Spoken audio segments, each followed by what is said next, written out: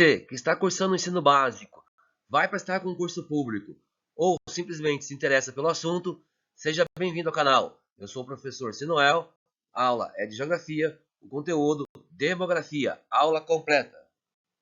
Demografia. Então, o que é a demografia? Vamos lá. É o estudo das populações humanas, guardem bem isso, fazendo estatísticas e conceitos para auxiliar e compreender a evolução desses grupos. Eu vou começar a aula com um exercício para que vocês compreendam bem a importância da demografia. Vamos lá. Exercício 1.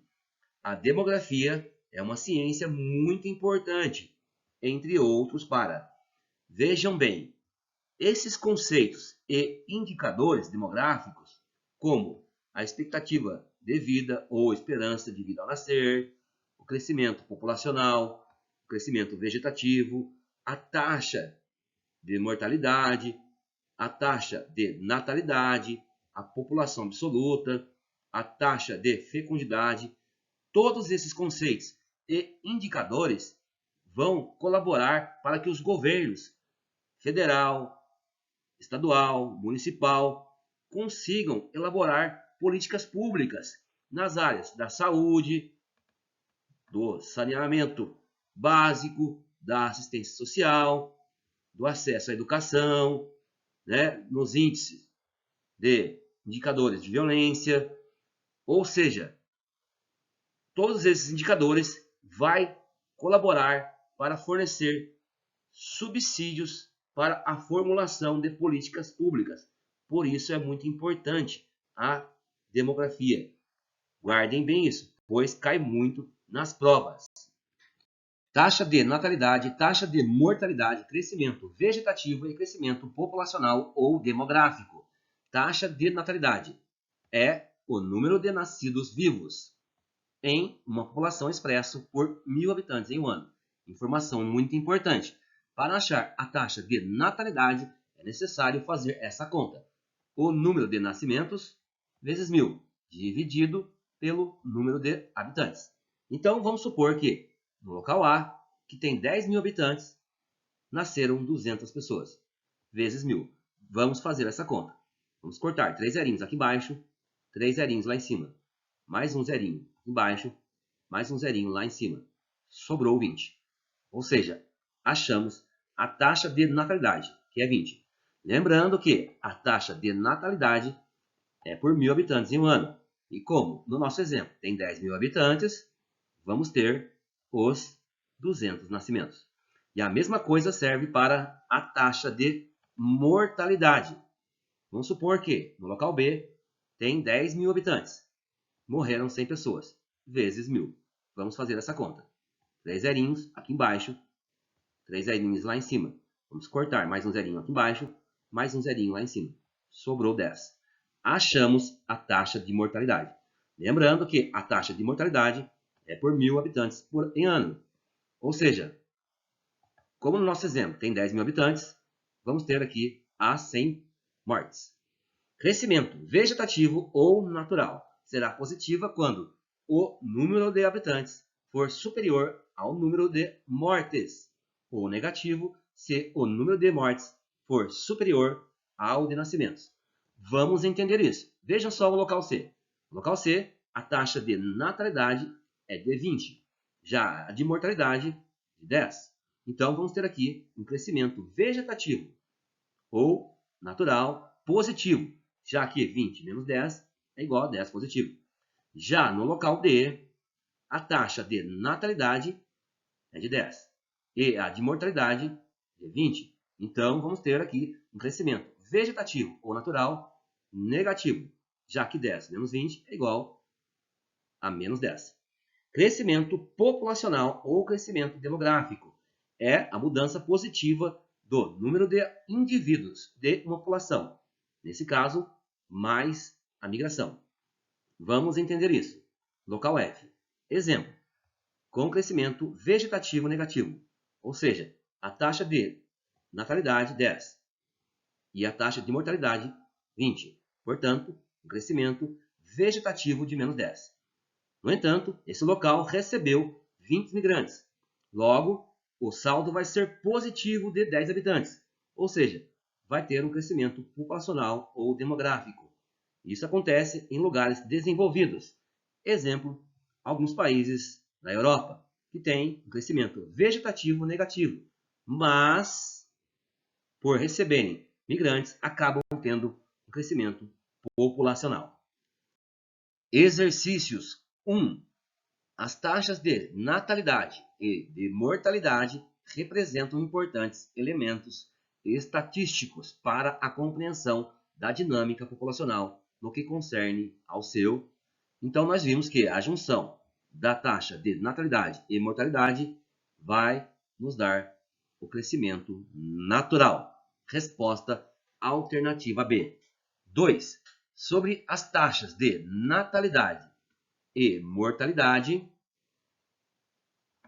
assinale V para as proposições verdadeiras e F para as proposições falsas.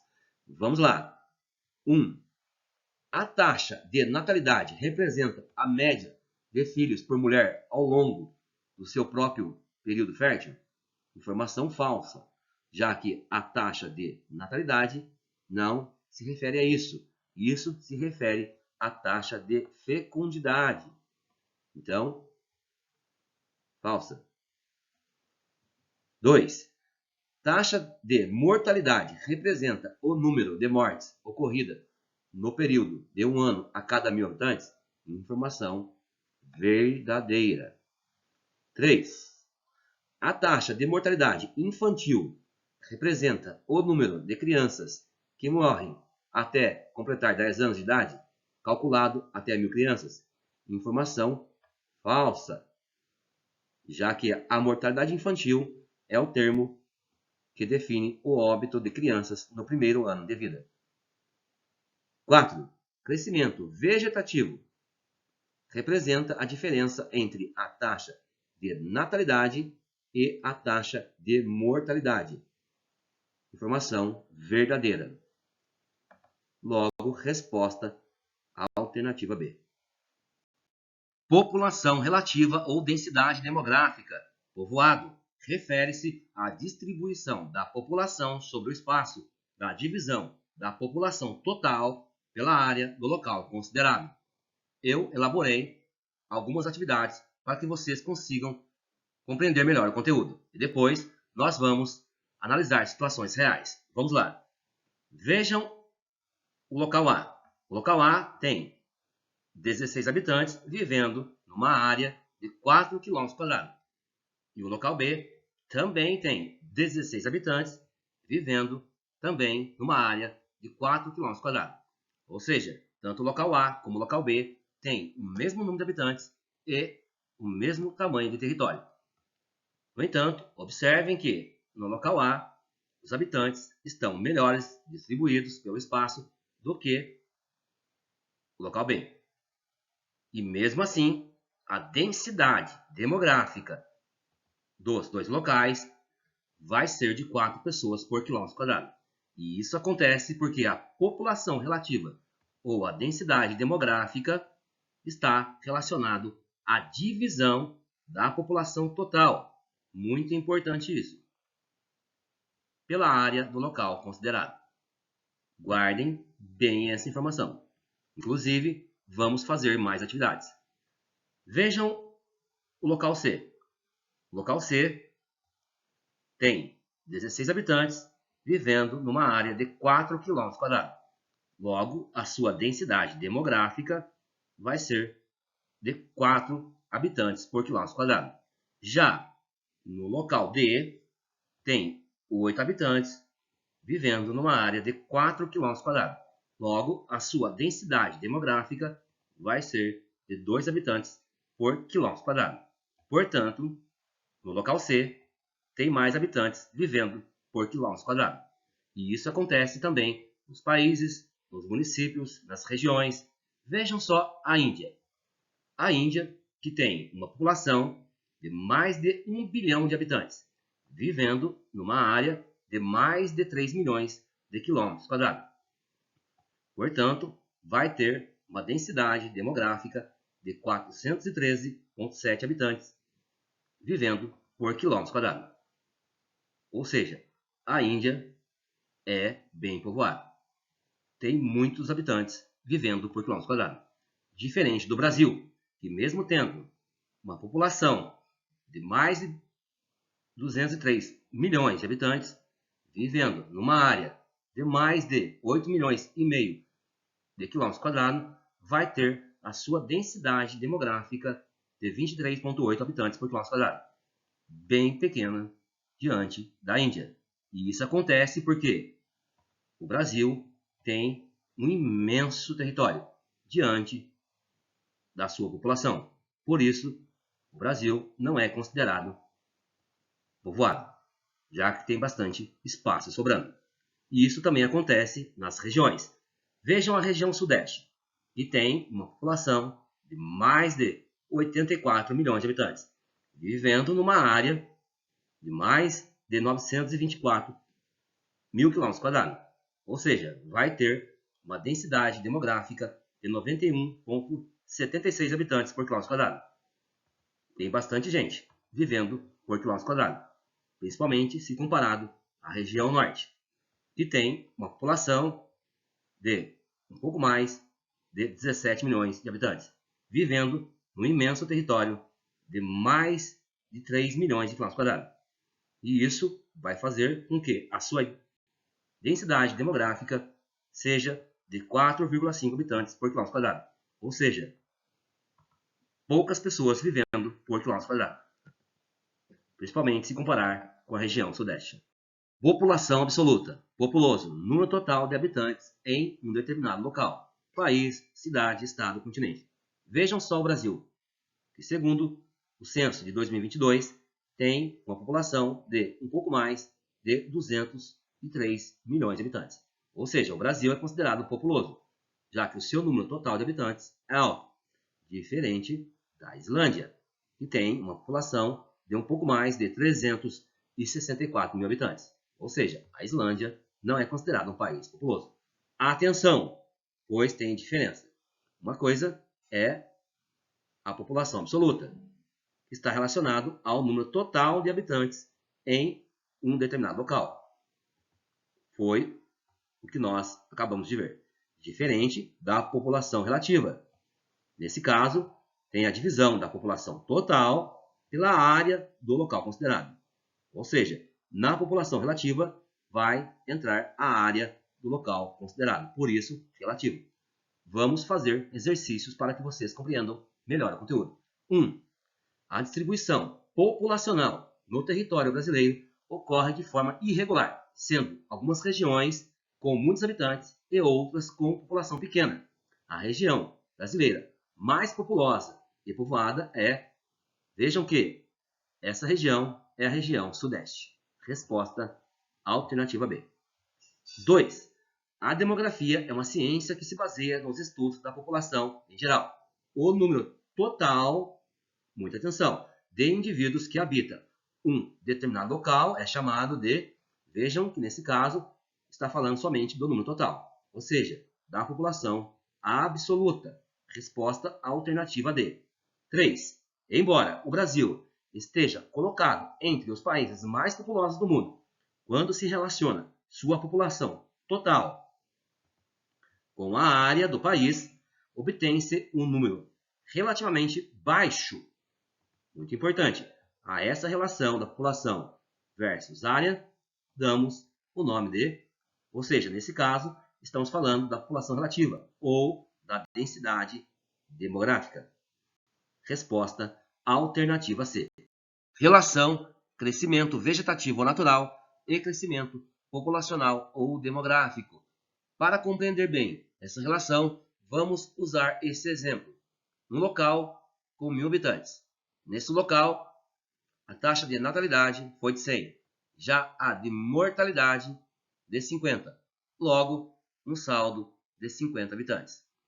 Portanto, vamos ter um crescimento vegetativo ou natural de 50 habitantes. Portanto, um local com 1000 habitantes vai passar a ter 1050 habitantes. Vejam que o crescimento vegetativo ou natural vai depender da diferença entre a taxa de natalidade e mortalidade, diferente do crescimento populacional ou demográfico, já que nesse caso vamos pegar o crescimento vegetativo ou natural, que no nosso exemplo foi de 50, e vamos imaginar que nesse local recebeu mais 50 migrantes. Portanto, vamos ter aqui, nesse local de 1.000 habitantes, vai passar a ter 1.100 habitantes. Ou seja, o crescimento populacional ou demográfico depende do crescimento vegetativo ou natural, mais os migrantes. Exercícios. Eu vou deixar um tempinho para que vocês parem o vídeo e tentem responder as perguntas. Depois eu vou responder. Vamos lá. 1. O crescimento vegetativo é um importante indicador demográfico. O seu cálculo é realizado por meio da... Então, nós vimos que o crescimento vegetativo, ou também natural, depende da diferença entre a taxa de natalidade e mortalidade. Resposta alternativa A. 2.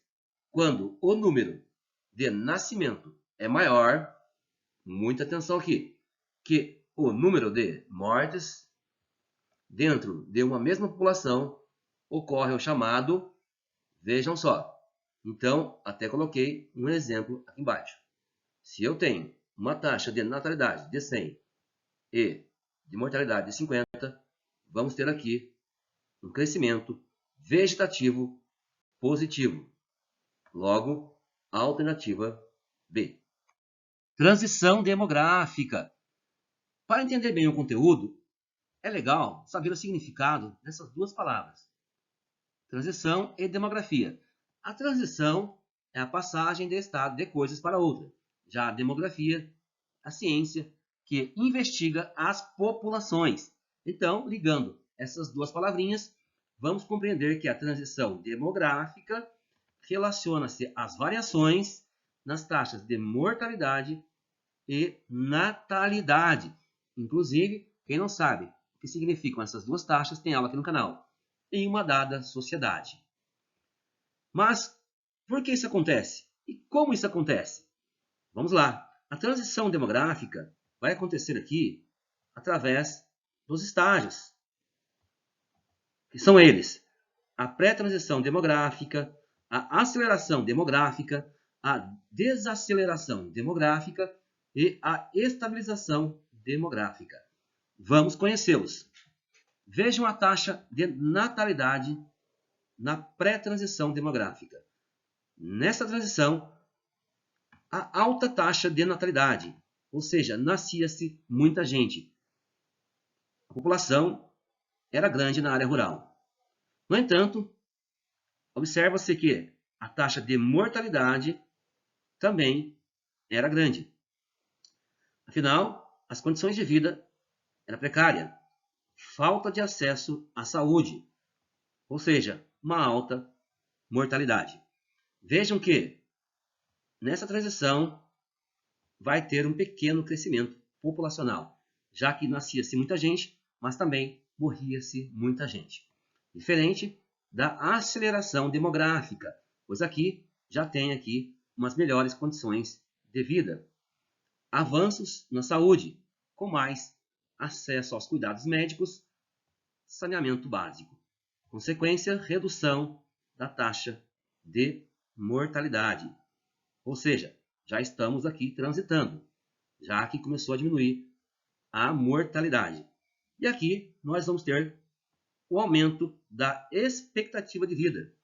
Afinal, mais acesso à saúde, saneamento básico, e já vai ocorrer um crescimento populacional um pouco maior. Mas ainda continua a alta taxa de natalidade. Afinal, nesse estágio, as pessoas estão começando a sair da área rural e ir para a área urbana. Isso ajuda muito. Vamos conhecer agora a desaceleração demográfica. Aqui, vamos ter a diminuição da taxa de natalidade, acesso a métodos contraceptivos, mais pessoas vivendo na área urbana, mudanças nos padrões de vida, mulher no mercado de trabalho, aumento do custo de vida. Consequência, baixa taxa de natalidade. Afinal, quanto mais as pessoas consomem, mais difícil ficam as coisas também, né? Por isso também vai diminuir a taxa de natalidade. Uma coisa é você criar um filho, a outra é criar 5, 6 filhos, né? E com essa mudança no estilo de vida, isso também vai mudar. E aqui vai ter a baixa taxa de mortalidade, ou seja, vai continuar aí o investimento na saúde, na infraestrutura e tudo mais.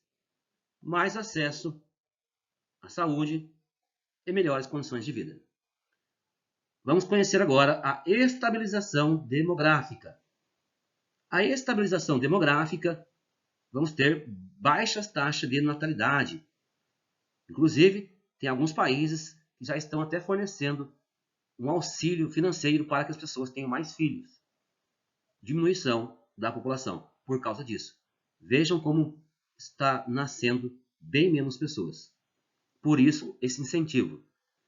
E aqui vamos ter a diminuição do crescimento vegetativo. Ou seja, olha só o crescimento vegetativo. Para quem não sabe, crescimento vegetativo ou natural é a subtração entre a taxa de natalidade e a taxa de mortalidade. Exemplo, nasceram 100 e morreram 20. Crescimento de 80. Vejam que esse crescimento aqui está diminuindo. Afinal, as pessoas estão tendo menos filhos. E conforme as pessoas vão envelhecendo, está aqui na estabilização demográfica, vão ocorrer desafios nas políticas públicas, como a previdência social, na saúde, devido ao envelhecimento das pessoas. Certo? Transição demográfica, exercício. Vamos lá. 1. Identifique, a partir do gráfico, uma fase em que há elevação no índice de crescimento vegetativo. Então, vejam que na fase 2, a taxa de natalidade é alta e a taxa de mortalidade é baixa. Ou seja, vai ter aqui um alto crescimento vegetativo. Então, fase 2. 2. Em seguida, apresente 2 fatores que justificam em países subdesenvolvidos a queda da mortalidade na fase 2. Vejam bem, para que ocorra a queda da mortalidade, é importante políticas sociais, como saúde, alimentação, higiene, né? Entre outras, certo? Teoria malthusiana. Essa teoria foi defendida por Thomas Malthus, que nasceu em 1766 na Grã-Bretanha. Vejam à esquerda na imagem quem foi Thomas Malthus. Eu separei por tópicos e também vou estar utilizando as imagens para que vocês compreendam bem essa teoria. Vamos lá. 1. Thomas Malthus afirmava que o crescimento populacional tendia a superar a capacidade da Terra em fornecer alimento para a população. Eu até coloquei uma imagem da Terra bem pequena para que vocês compreendam bem o que ele afirmava. Então, ele afirmava que a Terra não teria condições de produzir tantos alimentos diante do crescimento populacional. 2. Malthus defendia que a solução para evitar a catástrofe demográfica seria controlar o crescimento populacional por meio de limitações à natalidade. Hoje em dia, alguns países já até fornecem uma ajuda financeira para que as pessoas tenham mais filhos. 3. Malthus argumentou que a população crescia geometricamente, enquanto a produção de alimentos crescia aritmeticamente, o que resultaria em fome, doenças e mortes. Hoje em dia, a produção de alimentos mudou, afinal, as tecnologias para produzir estão bem mais avançadas. 4. Teoria neomalthusiana. Vejam que agora entrou um neo aqui na frente. Foi considerada uma atualização da teoria malthusiana. Foi proposta por volta de 1950, ou seja, por isso, neo. Ela defendia que a população mundial crescia em ritmo acelerado e que esse crescimento seria insustentável, pois o planeta não teria recursos suficientes para atender às necessidades de toda a população. Além disso, no tópico 5, a teoria neomalthusiana incluiu outros fatores, além da limitação de alimentos, como a escassez de energia, de água e de outros recursos naturais. Os neomalthusianos, no tópico 6, pretendiam propor medidas para controlar o crescimento populacional, como o uso de contraceptivos e políticas públicas, para incentivar a redução da natalidade. Vejam só. 7. A teoria neomalthusiana também foi muito criticada por muitos, especialmente por não levar em conta questões como a distribuição desigual de recursos e o impacto das atividades humanas sobre o meio ambiente, conforme mostra na figura 7. Vamos praticar agora alguns exercícios para que vocês compreendam bem o conteúdo teoria malthusiana. Vamos lá. 1. A teoria malthusiana, assim chamada por ter sido desenvolvida pelo economista e britânico Thomas Malthus, foi publicada pela primeira vez no ano de 1798 na Grã-Bretanha, em um livro chamado Ensaio sobre o Princípio da População. A obra é contemporânea a um dos períodos históricos fundamentais para o sistema econômico e produtivo mundial. Vejam só. O período histórico mencionado corresponde, nós vimos que esse período vai corresponder à primeira Revolução Industrial. Guardem bem essa informação. 2. A teoria malthusiana foi objeto de muitas críticas no meio acadêmico e científico, além das suas considerações a respeito da dinâmica de crescimento da população. Malthus discorreu sobre as medidas que seriam necessárias para evitar um colapso socioeconômico e a elevação da pobreza mundial que ele próprio antevia. Para solucionar a questão levantada por Malthus em sua teoria, o estudioso propunha. Então, nós vimos que Thomas Malthus tinha preocupação de que o planeta não conseguiria produzir alimentos suficientes para a população. Por isso, ele propunha o controle de natalidade. Resposta D. 3. Os itens 1, 2, 3 e 4 são fatores que fazem referência a qual teoria demográfica? Vamos lá. A1. Crescimento populacional em progressão geométrica. 2. Produção de alimentos em progressão aritmética. 3. Defesa de um controle de natalidade. E 4. Previsão de caos na humanidade.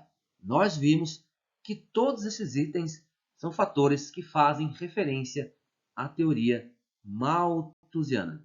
Resposta alternativa C. Espero que vocês tenham compreendido o conteúdo e se gostou da aula, se inscreva no canal e deixe o seu like. Aulas preparadas com muita dedicação.